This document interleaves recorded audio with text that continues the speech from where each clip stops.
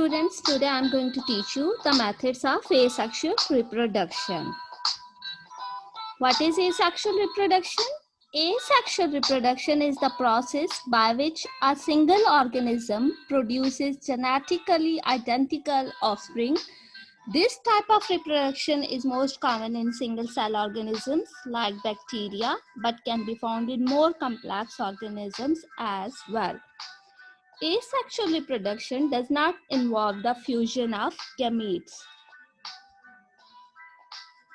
Types of asexual reproduction are the methods of asexual reproduction: fission, fragmentation, budding, vegetative propagation, regeneration, spore formation, and there is one another method of asexual reproduction which is known as parthenogenesis.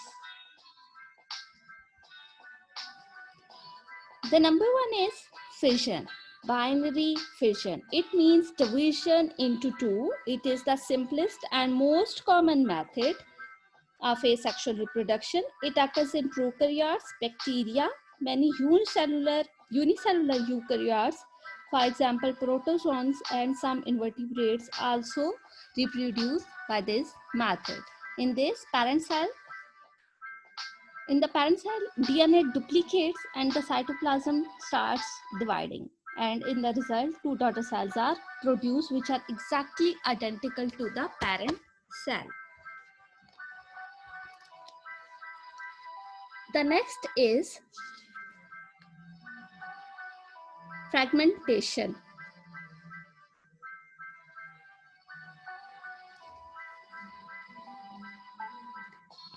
It is mostly found in planarians.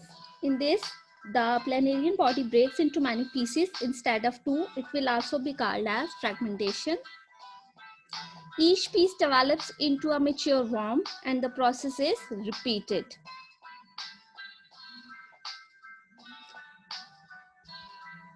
The next one is spore formation. It is generally seen in most fungi, for example, Rhizopus.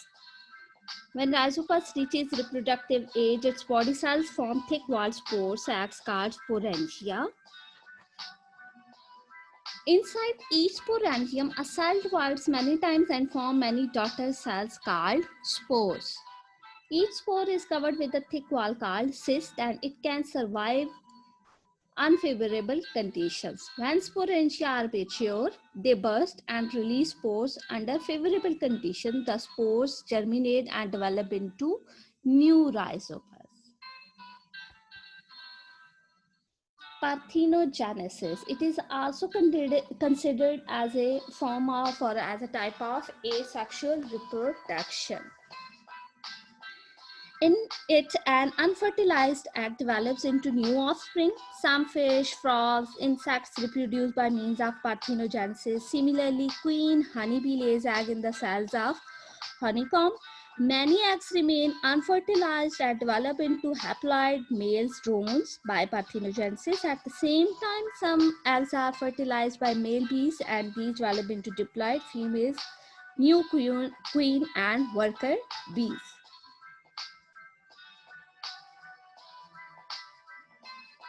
In this, males produce through parthenogenesis.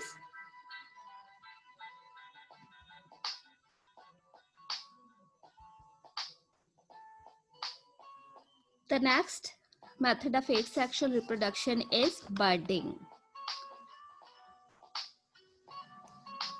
In this, a bud develops as a small outgrowth on parent's body. In case of yeast, a unicellular fungus, a small bud is formed on one side of cell. The nucleus of cell divides and one of the daughter nuclei is passed into the bud. Parent cell may form more than one bud at a time.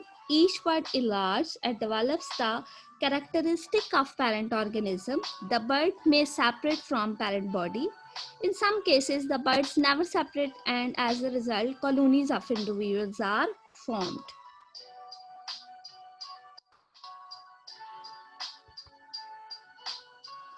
Regeneration. It is also a type of asexual reproduction and it is similar to the fragmentation. Regeneration occurs when an organism can regrow a lost limb or can grow a whole other organism on a cut off piece. This is common in simple multicellular creatures such as worms, sea stars, and cactus.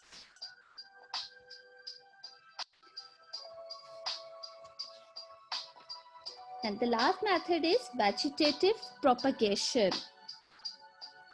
When vegetative parts of plant, that is roots, stems, leaves, give rise to new plants, the process is called vegetative reproduction or vegetative propagation. It occurs naturally and can also be brought about artificially. Inshallah, in the next lesson, we will discuss vegetative propagation in detail. This is all for today's lecture. I hope you can understand better. Thank you. Allah Hafiz.